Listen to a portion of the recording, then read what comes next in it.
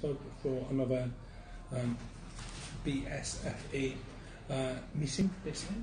And hello to anyone who might be live streaming or talking to us, or probably listening to it on the archive, more likely, to be honest. My name is Ed Fortune. I'm the editor for Starburst magazine, which essentially means that I get to point at the rest of the editorial team and say, read this, it's really good. It's a pretty important job. I also do boot news and this sort of thing, podcasting and that sort of thing. And I'm here with Fiona Moore, Professor Fiona Moore. Hello. I almost speak professor to you there. That was very Yes. with your debut novel. Yes. Though it's kind of a debut novel.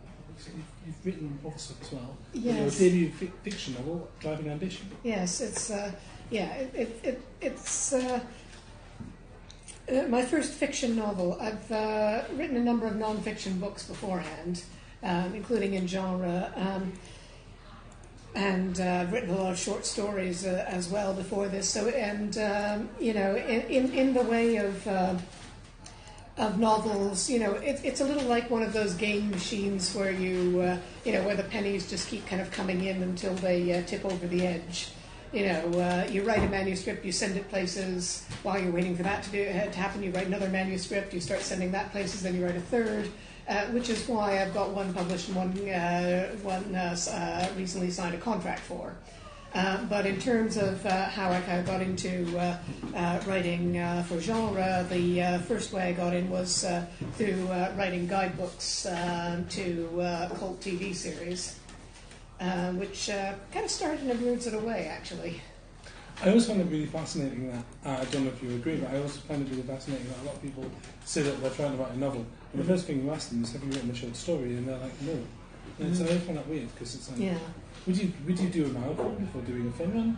Well, yeah, and also, I mean, this is actually, it's actually the third novel-length manuscript I've written.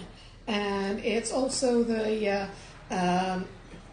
first one that I've actually written as a full novel, as in kind of, start and keep going. Because Rabbit in the Moon, which is being published next year by Chazine, is not actually, was actually the first manuscript I wrote, and that was written initially as short stories. It was just, eight short stories which I wrote, some of which were published, and then a couple more to kind of fill in the gaps. But it was precisely that issue that you have to learn to walk before you can run. Before you do a marathon, you should do a 5K and a 10K, and a half marathon. Before you get into the big races. And for a book that's about sentient cars, we've already veered straight off course before we even started. So let's talk about the premise of Driving Ambition. How would you elevate pitch it? How would you explain it to someone in a room? Yes, well, the elevator pitch and how I've been kind of 3-point explaining it to everybody recently has been that it's a novel of murder, labour relations, and self-driving cars. Yes. Which it is, actually. To kind of expand a little bit on that to something more elevator pitchy. It's a story of, it's a future. It's interesting because I wouldn't call it a utopian future, but it's a slightly optimistic future. A lot of the issues that we struggle with now, like income, fossil fuel dependency, and so forth, have been solved, but that really does not make it any sort of utopia. My idea is that when in the future the artificial intelligences will not be our masters, nor will they be our slaves; they'll be our co-workers, and consequently, our protagonist is somebody who works for a union. So one of the things I found really fascinating is the human protagonist, the main character, is a spokesperson, but they're quite literally allowing some of and the voice piece. So explain exactly what that concept is, because it's kind of novel. And where did that come from? Well, it came from a lot of areas. Effectively, what it is that Tom, our protagonist, he has an artificial nervous system, and with certain augmentations, this allows him to almost literally kind of channel artificial intelligences and kind of, allow them to speak through him, which is an interesting condition to be in and why he's effectively kind of an interpreter. Now, the thing is, I come from a family where I'm one of the very few people who isn't actually in the medical profession of one sort or another. And so part of how I got interested in that concept was my sister has worked with people with neurological disorders. She's an occupational therapist. And on another side of it, my mother, who's a speech pathologist, has recently been, like a lot of people her age, suffering from a lot of arthritis and bone-related disorders. But with the modern technology these days, she's getting them all replaced with titanium bits. She has 3 artificial titanium bits, and she's basically going full cyborg. So this started me thinking about kind of where that sort of technology can go, but also where you can go from there. In some ways, I'm almost, it's an odd thing that, but the idea of people that can talk to machines has been kind of something I've played with for years. One of my earliest short stories, kind of as a teenager submitting to writing contests, was a kind of a modern fantasy about a man who could literally talk to planes. Now, that was a fantasy concept in this, but in this case, it's kind of an SF concept that, kind of going from fantasy to thinking about the technology, how could somebody talk to things if things are intelligent. What I found really fascinating with the novel is the fact that, because anyone can talk to the self-driving cars and cabs, but without the interface you don't get their nuanced communication, you don't understand what they're saying. So is that something that comes from your anthropology background? Exactly, actually. That's kind of a big inspiration for this, and part of where that's coming from. It's in some ways 3 places: anthropology, linguistics, and animals. Because I'm an anthropologist. I also speak 3 languages fluently and a variety of others less fluently, but I like learning them. I like picking them up as a hobby. But one of the interesting things about languages is that you really start getting into the whole kind of idea that to speak a language isn't just to speak a language. It almost kind of changes your mentality. You think, as the Sapir-Whorf and Levi-Strauss pointed out, you think of a dog. Yeah, fine. You've got kind of an idea in your mind of what a dog is. But if you speak French and you say chien, that's kind of a different reference. And likewise, if you speak Chinese and you say gao, that's a different thing altogether. Just kind of the baseline idea of a dog or a chien or a gao is slightly different. I kind of experienced this just even within the same language. Not long after I came to the UK, I saw a sign for an advert for Tango that said "Eat pies." Oh. And I had a moment of disconnection because as a North American, for me a pie is a sweet dessert.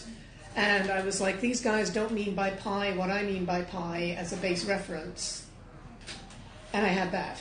So the whole point of having interfaces, part of the point in this future is that artificial intelligences can speak through translation apps to humans, but intelligences, people who can literally share their brains and actually, as humans enter into the space of the intelligences or the things, are the ones that can actually get the nuance. And the final bit, the animals, which is also relevant to this, is because animals fascinate me as an anthropologist, because I think I didn't go into primate ethology, when I had the option, but I still find it very fascinating and I keep up with it because of the idea of non-human animals which are intelligent but which see the world in a very, very different way. You live with, most people, I think, here and in the audience have cats. And if you have cats for long enough, you notice that cats kind of philomorphize us. They treat us in ways that make sense for a cat, and they're puzzled when we don't react. But if you start acting in a way that a cat would expect, like not making eye contact with them or things like that, then they respond. And this also is part of the book, because as well as interfacing with things, and these things are not interconnected, Tom also works for a rescue, an animal rescue facility, and he consequently, because of what he does, he has a certain amount of empathy for beings which are intelligent but not human, and which kind of can't quite see the world as we do. There's a cat called Whitey. Yes, Walter White. Yes. As soon as that name was applied, I just assumed that the cat had a pork pie hat. For the rest of the novel, I was like, this cat has a pork pie hat. Well, I sort of picture him actually as looking a little bit like a feline Bryan Cranston, that sort of slightly squinty-eyed, big nose, that kind of really informed my idea of what that cat looked like. And all of that setting to one side, this is a murder story. It's a murder mystery. Yes. So how did it, when you were writing it, did you go, I'm going to write a murder mystery with sci-fi elements, or did you start with sci-fi elements and then add the murder mystery? What was the... Because I wouldn't call it cosy crime. It's very much... It's kind of vicious in a lot of places. So how was your... This is a ridiculous question, but what was your approach to crime? Well, in a way, this actually... And this kind of gets back to your first question about the short stories, because... this novel did not kind of spring out of my brain without precedence. I've been writing short stories for years, kind of set in the same universe, and all of them were exploring the potential of artificial intelligences, mainly to do with cars. Professionally, in my anthropological life, I work in the car industry. And so, I love cars. I keep an eye on developments with self-driving cars. And this tends to spark a lot in me. And particularly, it also tends to spark the slightly macabre, if you like, and the slightly wicked bit of my brain. One of the first stories I published also in this universe, though... probably set about 20, 30 years before this novel, had to do with a self-driving car that just literally drives off on its own. As one of the people trying to understand this calls it, it went Herbie. And it's driving all around the North American continent on its own, and nobody can figure out why. And another one in the series involved a situation where a scientist developing self-driving cars dies in an apparent self-driving car accident. Is it? This is in some ways almost a big antecedent for this, but the answer turns out to be complicated. It is an accident, but not quite how people think, and also it's where we first get the idea of cars having mourning customs, which comes up in Driving Ambition a lot. But the whole thing is that,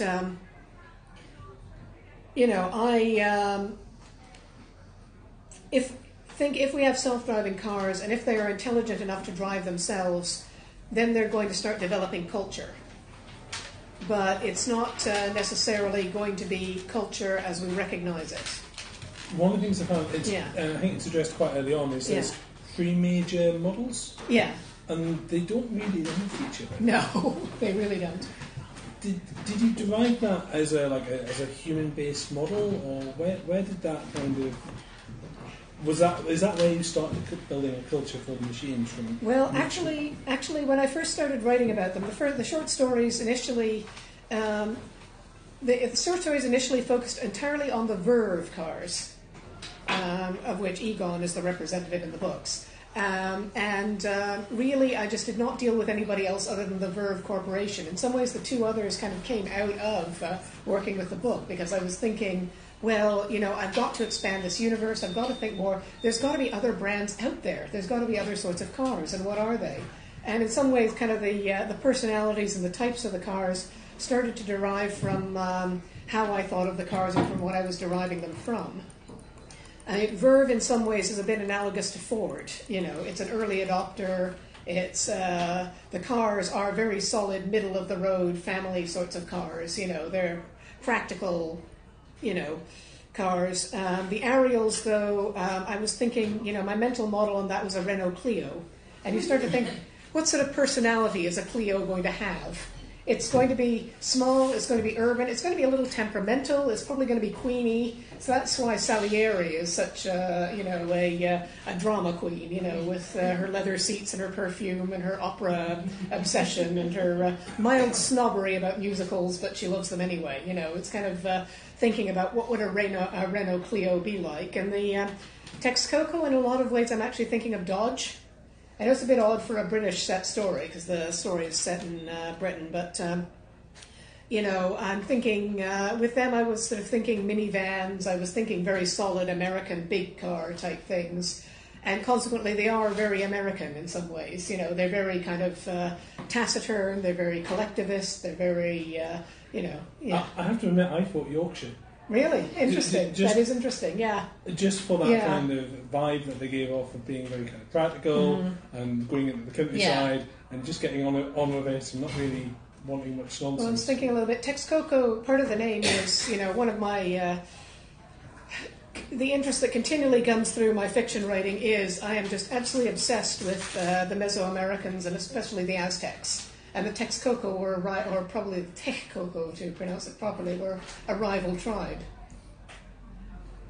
See, now I've rewritten the Pixar movie Cars to have Aztec sacrifice in it. Well, it's kind of not so in some ways actually it's interesting that you were thinking Yorkshire because I was actually thinking of Texans as the referent for the Texcoco. Very self-sufficient, very practical, very... kind of the sort of people who can, fix a car with a monkey wrench and carry on driving across the desert. So we'll get onto that in a moment, but what's next for this world? Well, in terms of this world, I'm working at the moment with two ideas. I'm working on a story. It's not quite ready yet, but it's kind of getting there, which actually focuses a lot more on cars still, but it's also looking at medical machines. It's actually kind of, the inspiration for it was that joke that you must have seen going around Facebook and Twitter about the, medical robot from India now driving self-driving car. Oh, dear. Yeah. So, again, for some reason, jokes about self-driving cars seem to inspire this series a lot. But I sort of, once I'd sort of going, ooh, I started thinking, okay, well, in theory, and I've explored this a little bit in Driving Ambition, an intelligence could transfer from a car to something else. So why would a medical machine go from being a medical machine to driving a car? So that particular story is exploring that. It's a story of a microsurgery intelligence that is now a taxi. Why is it a taxi? There are reasons, but it's kind of up to the human in the story, who is, as usual, our point of view character, to figure that out. And the other thing I'm working with a lot is kind of looking actually at cyber war and cyber terrorism in this universe. It's another story involving Liz, who's the detective in this. We haven't talked about, but she is an intelligent herself. She is not human, and it's kind of effectively. Liz, we find Liz a few years on working in a post-cyber warfare situation, trying to solve a mystery involving what was effectively a weapon of cyber war that is now gone rogue and is a wider global threat, working with she's working with humans again, but in a different sort of vein. So it's similarly a mystery, similarly working with these sorts of issues, but dealing with another thing that I've got on my mind a lot. So one of the ideas that I kind of find fascinating in sci-fi and culture as well is people keep talking about the idea of singularities. We keep talking about the AI singularity. Yeah. The pill was a singularity, the discovery of fire was a singularity. These are all things that change cultures. What's the next singularity for the world of Driving Ambition? Because you've already got sentient cars and AIs occupying forms. Yeah. Where do you imagine it going next? Well, in a sense, it's kind of what happens at the end. The idea that they kind of enter, as it were, the Cthulhu scene. And I very much thank Andrew M. Roberts for introducing me to the idea, actually. But idea of a world where intelligence is not seen as hierarchical, but just kind of seen wherever it is. So it's not, humans are intelligent, yes, but so are cars, so are whales, so are cats, so are higher primates. And we've kind of got to adjust our field of vision to that. And in some ways, this is kind of where I'm going with the other project that I'm mentioned that I'm with the future story with Liz, just because that would pick up a few years down the road where this kind of Cthulhu seed is now a normal thing, where interfaces aren't, kind of a strange thing that involves the Lola, but, maybe something that, people like Liz would just use in situations where they had to interact with humans, but more humans through this app that Tom is working on at the end of the story, kind of more humans can connect with AIs, and actually working with AI as your co-worker is less of a strange and scary thing than it is at the start of the novel. Shall we shuffle towards your next novel, which is actually, before we do that, should we talk about Bundaran? Yes. So it's published in Bundaran, and yeah. I think in the UK we're familiar with Fox Spirit and Yukon and a whole load of other like smaller presses. Who are Bundaran and why them? Well, Bundaran are a Canadian small press, but that having been said, they're a prominent Canadian small press. If you look at their webpage, you'll see basically like a stream of Aurora winners and other sorts of accolades. So they are they're well known, they're well recognized. They're a great press, and kind of how I got why them. It's kind of an incremental thing. One of the first places I got published was actually a Bundaran anthology, Blood and Water, which went on to win the Aurora Award, and another one that I contributed to, Lazarus Rising, was nominated. But this is a thing that I liked them as a press. I contributed to their anthologies. Initially, about two of their open calls ago, I submitted a manuscript, which is what later became Rabbit in the Moon. And at the time, they said, kind of nice, but we'll pass. Second call, I submitted something else, and they likewise said nice, but really, really not our sort of thing. And then the third time, I submitted it, and this time I was almost in a little bit of a way thinking of them. I was thinking this is. To be honest, when I was writing Driving Ambition, I was thinking, I don't know who will publish this, but I do think this might be something that Bundaran would like. And they did. They were the first place I submitted it. They accepted it. So, and the thing is, the other two manuscripts, Bundaran tend to, Bundaran are straightforward SF and urban fantasy. They're the other two stories I submitted to them were kind of heading into Lynchian mode, sort of. These are the ones with sort of strange biopunk Aztecs and kind of weird riffs on Jerry Anderson that probably actually make more sense over here than over there. But this, really, to be honest, as I was writing it, I was thinking, I really, I don't know if they will publish it, but I would really, really like them to see it, and they liked it, yeah.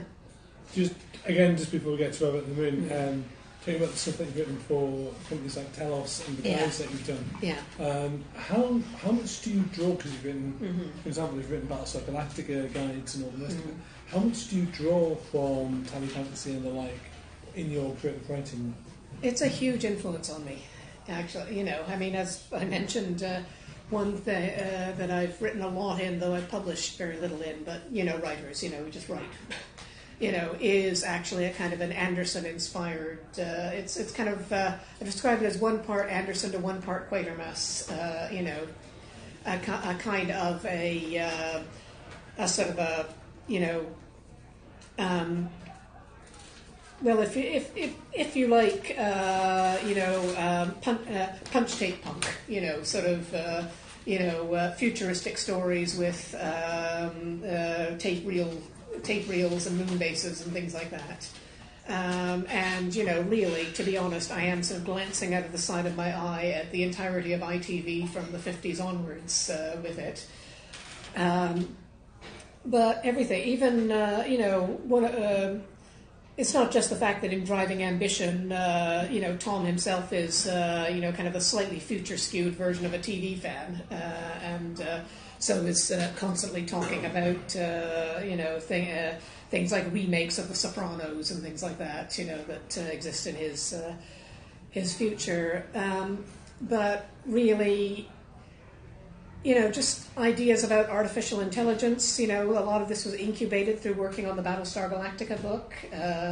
You noticed, you know, my co-writer Alan Stevens, when I was, you know, just talking about Liz to him, you know, straight away, you know, he was like, you know, this sounds so much like Cylon number 8, you know, that, you know, I was like, you know me too well. And, you know, so, and just kind of ideas of, you know, kind of what's human, is it looking human, is it being human, is it reproduction, is it what, you know, a lot of that kind of derived from working on series like The Prisoner, Battlestar Galactica, and Like 7. There's a lot of form follows function. Yeah. So moving on to Rabbit in the Moon, what's Yeah. it about? Well, that one, as I said, is a lot more Lynchian. It's half about, you know, in terms of themes, you know, it's a lot of it's about things like climate, not just in the sense of climate's changing, but in the sense of ourselves as part of an ecosystem. So half the story is the story of a trio of people who, in a future that's maybe 100 years on, but you can kind of see the seeds of it here now, are traveling across North America in pursuit of what seems like radical technology. And the second part is about possibly the source of that radical technology, a civilization of biopunk Aztecs, or are they, who are likewise coming north. So, you know, kind of, are these people going to meet, and if so, how are they going to meet, and what's going to happen when they do? But it's exploring a lot about climate and how we adapt to it. The protagonist is a man who largely grew up in Nunavut, which is rapidly emerging as the dominant power in North America in that future, because pretty much anything near a water source is underwater. The U.S. has balkanized. Effectively, the eastern seaboard is fighting the Midwest. The West Coast has joined British Columbia and Alaska, what's left of it, and pretty much kind of decided it doesn't want anything to do with the rest of us. But as they kind of go through different zones, there are questions of what do people do about this. There are people who are modifying themselves to adapt to the social and biological changes around them. There are people who are basically saying, you know, kind of forget climate change, we have a war to fight. There are people who are saying this is our chance. There are people who are saying this is our demise. There's, again, I won't quite say how, but there is a serious, heavy side glance at Space 1999 at one point, but, you know, it's probably not in a way that most people would have anticipated. But again, you know, kind of looking at the question of how do people adapt as the world changes around them, because the fact is this planet, you know, this planet that we are standing on is good for billions of years. It's good even for billions of years of life, but they probably won't be us, you know. And if it is us, then it's going to be in a very different form to what we have now. Again, this is, getting back to anthropology, this is something that I look at a lot, you know, kind of just in terms of what I like to think about, you know. Who are we? How are we going to do it? If you look at pre-industrial society, you know, we have been sustainable as a species for, you know, 150,000 years. And then suddenly in the last 200 years, we've been doing all sorts of very strange things. What does this mean? So let me get this right. The premise of the novel is it's a post-apocalyptic series of societies where we've done everything wrong and everything we could possibly wrong. Where do you even start to write that novel? Well, it's almost kind of not post-apocalyptic, it's kind of inter-apocalyptic. The idea is that climate change is, by this point, got to the point where Western civilization, as we define it, is not sustainable. But that's not to say that civilization is not sustainable, which is kind of where the biopunk Aztecs are coming in. But the point is that Western civilization, fossil fuel dependent, organized into nations, heavily technological, is not sustainable in the long term. But that having been said, humanity is not necessarily unsustainable as a species. But, it would have to be a very different human civilization. So in some sense, a lot of the book is saying, let's assume climate change is irreversible. Let's assume that this kind of death spiral we seem to have gotten ourselves into politically is irreversible. But let's also assume that this isn't the end of us. Let's assume that, at the end of it, something is going to emerge which won't be civilization as we know it. But what's it going to look like? What's your writing style? Do you just start writing and write by the seat of your pants, or do you plot everything out carefully? Yeah, this is again, something. It's the gardeners versus architects story, and I have to say I'm both.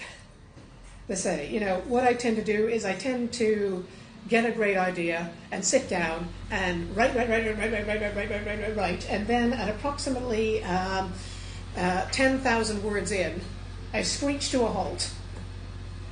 And I say, what am I doing here? And that's at which point I stop, put those 10,000 words to the side, start the smaller document, planning everything from there on in. And then I start writing again. And again, usually whatever I'm working on, if it's a large project, I have 2 or 3 screech to a halts, sit down, plan furiously, and then start writing again. But that's kind of how I work. I kind of go in all excited, then I plan, then I go in all excited again, then I plan, and then eventually something emerges. If you were to do this book again, Yeah. what would you do differently? Sorry, it's a double. Probably nothing, actually, in some ways. I have to say, it's out, it's there, there's everything in it that I wanted to get in it, and in terms of what else I've got to say, that's in short stories, that's in sequels, that's in other things. This is... It's just, everything I wanted to explore along these particular lines gets explored in this particular book. Which isn't to say, that's the end of it, but it's just in terms of this story, it starts, it goes on, it finishes, it's all there. And, we've discussed briefly the wealth of telefantasy that you draw inspiration from, but what writers do you admire, what writers do you draw strength from? Oh, there's a lot of them. But I have to say, Pat Cadigan is a big influence. She's somebody that I'm continually rereading, and so, in some ways a lot of, I don't mind saying that, in terms of can I write about, artificial intelligences, can I? Looks over at the Pat Cadigan shelf, goes, yeah, I can, yeah, It's the humor also as well that I love in her work. Also, not so much here, though a bit, and more for Rabbit in the Moon. There's a largely non-fiction writer called Ronald D. Wright. He's largely a travel writer, but he has written, his partner is an anthropologist, and so he's done some fiction writing exploring the question of, kind of what civilization follows ours. And that's something that I tend to go back to, and it's something I tend to have in the back of my mind. H.G. Wells,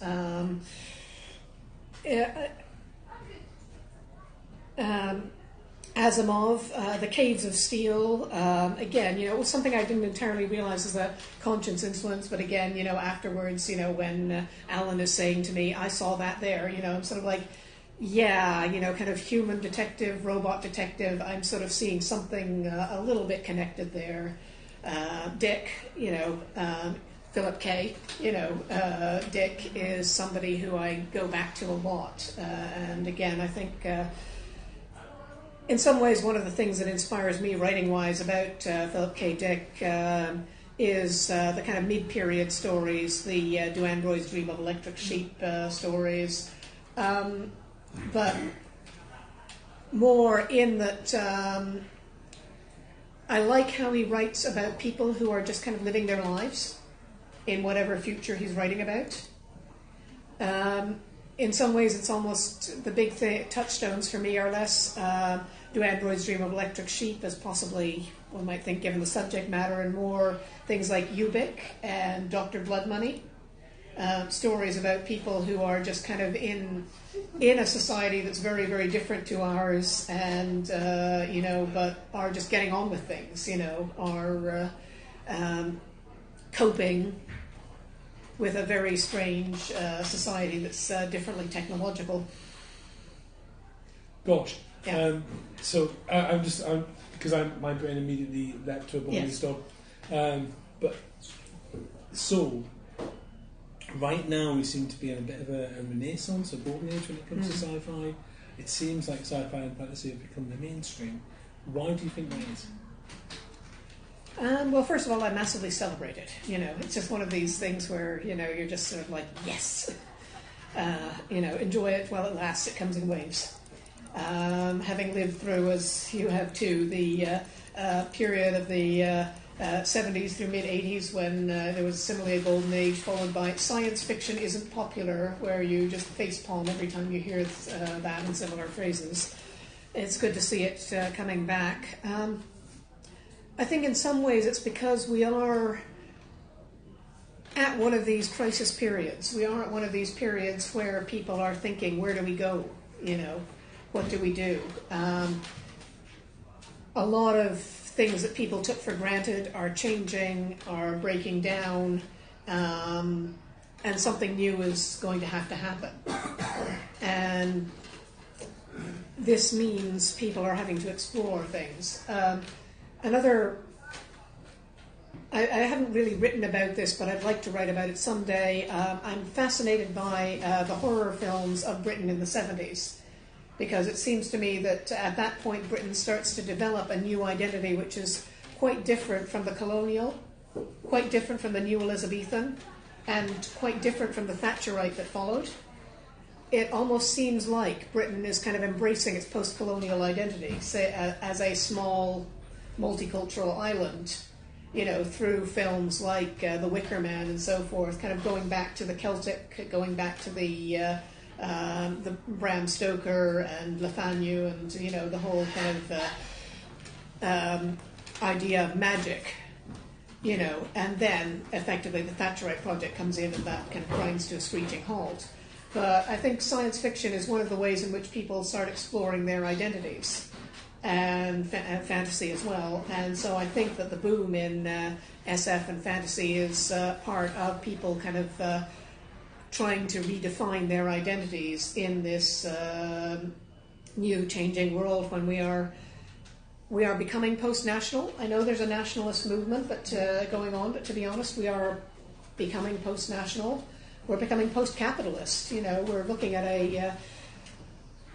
if you want to talk politics, I listen to folk music a lot. I love folk music, and I think to myself, why does anybody want to boost the coal industry?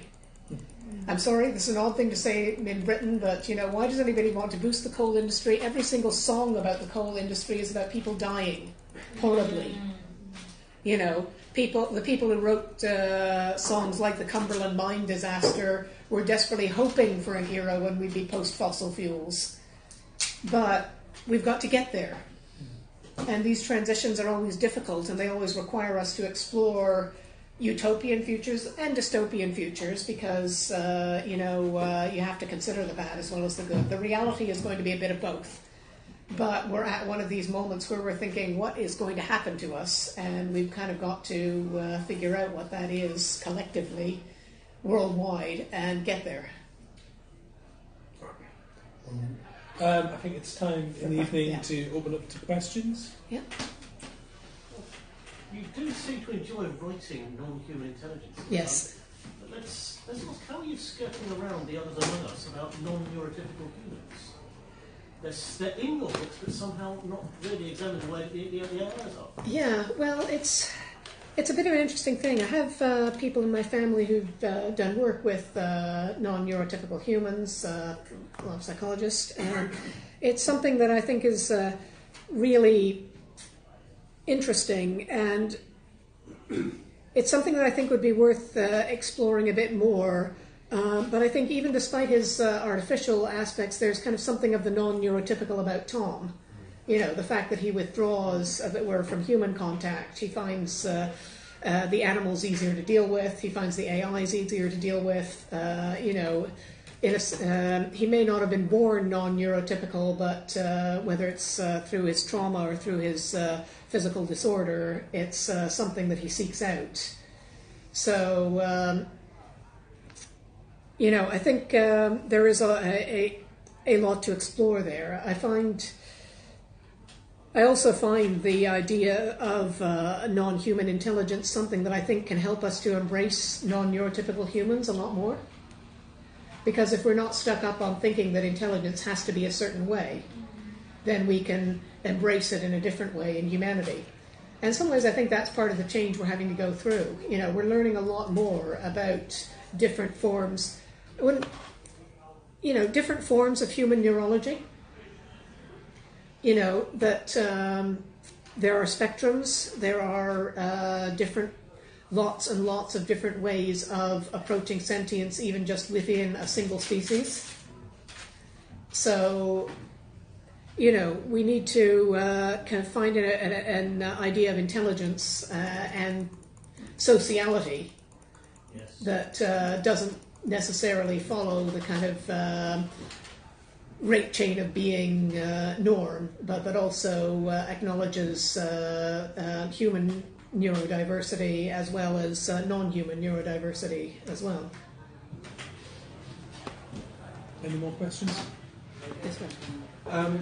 About your writing style. Yeah. When you handed the book in Yeah. and got it accepted, Yeah. how much editing was done or suggested to you by the publisher? And how long did that process take compared to writing, to actually writing the book, which you said a lot of it's done at a rush? Yeah. Well, that's... Well, in terms of the book being done in a rush, actually, I would say it was an intermittent rush, in part because I have a day job. It took probably about a year, I'd say, to actually write the book to the point where I felt it was submittable and submitted it. I couldn't precisely say exactly how much time I spent on editing, but there were 2 editing periods. One where Hayden, that's the main editor, owner, and et cetera, of Bundoran Press, who sent me effectively the Word document with the the track changes, the copy edits, but also kind of comments of you can build on this, you can add on this, you can cut out this section, it doesn't work, Following which there was the copy edit phase, and then there was the fixing typos, and there was the final hysterical proof run. Oh my God, I didn't notice I set the same building in Russell Square and Bedford Square. Oh my God, moments. To be honest, editing was not as much work as I was afraid it would be. Possibly because academia just tends to rip papers 6 ways from Sunday. I was almost actually pleasantly surprised at how positive the editing process was, and has generally been in other venues with fiction. That it feels less like it just. To be honest, either everything, if I didn't directly agree with, it at least made me kind of go away and say, I don't agree with this. Why don't I agree with this? Because, if he'd say something, then there's something that needs fixing, what needs fixing, and fix it. Any more questions? You talked about having side-eyes to ITV and so Yeah. and I wonder about how much growing up in Canada, British television had an influence on people. I remember an interview with, I think it was Mike Myers, talking about the influence he had on watching British comedy. Yeah. Is that a similar kind of thing? It very much is. And it was also a much bigger thing because I am from a brain drain household. For people who may not know, there was a situation in the 1960s, largely, where Canada had a shortfall of skilled labour, Britain had an excess of skilled labour, and people like my father, who was knocking around as a biochemistry postdoc in the north, PhD Leeds, Yale Leeds, around that point, decided to give places like Canada a go. So he went there in 1967, enjoyed it, stayed around, got married in 1971. By 1978, he had 2 children, and he's Canadian. You know, he embraces the Canadian identity, but it did mean that I, like a lot of kids my age, grew up with Doctor Who. You know, I grew up with Black Beauty. I grew up with isn't it fab? You know, I grew up with the Tomorrow People. You know, I grew up with you know, I just grew up with all of that. You know, and on the comedy side, you know, once I got old enough to watch Blackadder and Are You Being Served, you know, and my parents were reasonably sure there wouldn't be difficult questions or, you know, kind of jokes repeated innocently to one's teachers that maybe shouldn't have been repeated. You know, I watched those too. I love them.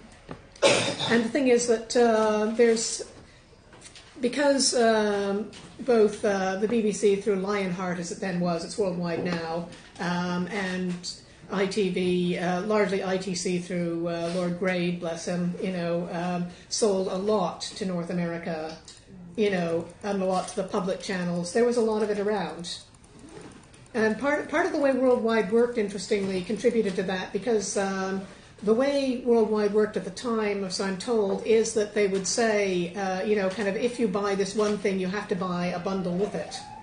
So if TV Ontario wanted to buy Doctor Who, which not just the expat kids, but any other kid that wanted to watch Daleks on a Saturday night, you know, would watch, you also have to take Black Beauty, you also have to take you also have to take about half a dozen other children's series, you know, and so that meant that they would then put them on and show them, you know. Hitchhiker's Guide to the Galaxy kind of got piggybacked off Doctor Who, you know. It just, you know, Peter Davison regenerated during the hiatus. They just banned straight into Hitchhiker's Guide to the Galaxy and, you know, kept their viewership. So, you know, yeah, you know, like a lot of people of my generation, I grew up with British television from about 10 years before, but I grew up with it. Do we have any more? From Dave, yes. Shortly after this event ends, we have a raffle for books and 2 books. And Fiona's New Driving Ambition is here. Now, it's a Canadian edition, but at the end it says, she is best known for a 3-year-long study of a car factory. Explain, please explain. Okay, right, the Car Factory, yes. And you can actually read Car Factory Confidential on my blog, URL adoctorofmanythings.com. But, you know, this is kind of what made me as an academic. It wasn't my doctoral thesis, oddly. My doctoral thesis actually focused on city workers in the City of London. But afterwards, as a postdoc, for reasons which we don't really have time to go into, I wound up being asked to study BMW and their mini factory in Cowley, near Oxford. And so I spent time working on the line there, and then after that I spent about 2 years working with the managers off and on, trying to work with the data I'd gathered online, but also to help them with a few other things. At the end of which I wound up having a ton of longitudinal data on a single car factory, which is something that's really rare in studies of organizations, to have that long a period of access to an organization, and also to have access to different groups within organizations. And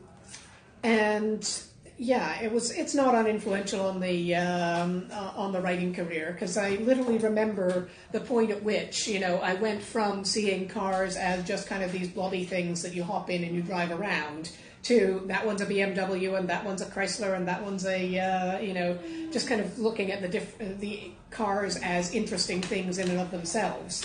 And it was after about 2 months on the line.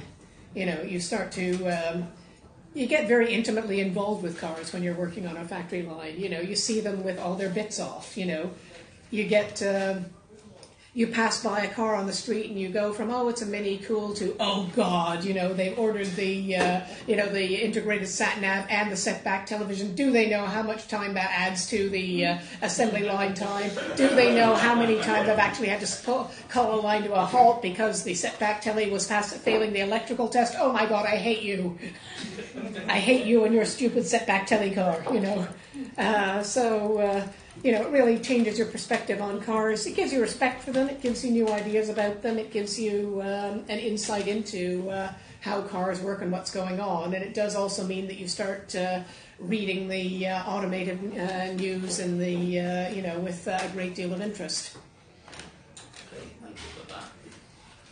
Can you tell us a bit more about the union politics in the novel? Yeah, the union politics, drawn heavily from personal experience. I did also, for the benefit of viewers who don't know, I'm involved with the universities and college unions and have been a union member for quite a while and a union caseworker for quite a while. So again, part of, as I was developing the novel, I was thinking what sort of union issues would affect cars? You know, why would and it, in a sense, it kind of boils down to these different models of cars we're talking about. The initial conflict is that one of them is pricing the other, is undercutting the other's pricing-wise. This does not fit their agreement, so they're having to negotiate with each other and with the employer over pricing. And they come to an agreement eventually, but you know, it's an interesting issue, because you've sort of got to ask, you know, what are working conditions, you know, what do working conditions mean for a car? And a lot of this book, you know, again, not to kind of in detail, but you know, a lot of the book is kind of exploring that. You know, if cars are our co-workers, what do cars need in the workplace? What representation do they need? You know, are the you know, a lot of the things that unions argue about here and now, you know, like wages. What are wages to a car? You know, cars do get paid, but what do they spend the money on? You know, how do they organize themselves about the money? You know, what's important to them? What do they want in a workplace? And so a lot of the union angle of it is exploring that, as well as also, you know, I have to say, you know, exploring how unions work and what they do and what they're good at, and what sort of people like to work for them, and who doesn't like them, and you know, so it was a very interesting thing to do. Any more questions? In which case, can I have a round of applause, please, for the local?